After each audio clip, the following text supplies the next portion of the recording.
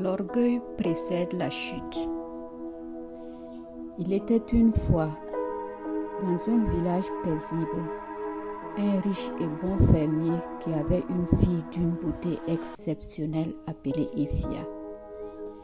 C'était la plus belle fille de la région. Des chansons étaient chantées pour célébrer sa beauté. Quand vint le moment pour elle de se marier, de nombreux hommes la demandaient en mariage, mais elle était trop fière. Aucun ne semblait à la hauteur. « Je mérite mieux que ces garçons ordinaires, disait-elle avec mépris. Son père ne pouvait rien faire. Elle ne voulait rien entendre. Un jour, un étranger séduisant arriva au marché du village. Il était bien habillé, charmant et mystérieux. Ephia fut aussitôt attirée par lui.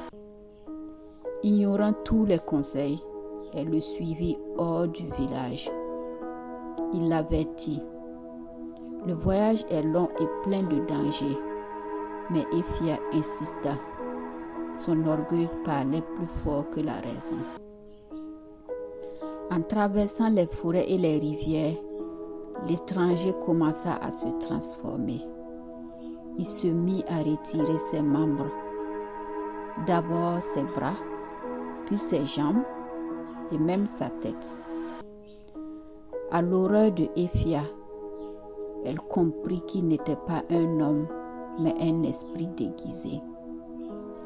Elle tenta de fuir, mais un collier magique en coquillage apparut autour de son cou, la liant à lui. Terrifiée et impuissante, Ephia cria à l'aide. C'est alors qu'un chasseur apparut, modeste, courageux et sage. Il n'était ni riche, ni beau, mais il était déterminé. Il reconnut l'esprit maléfique et se mit à réciter des incantations de protection.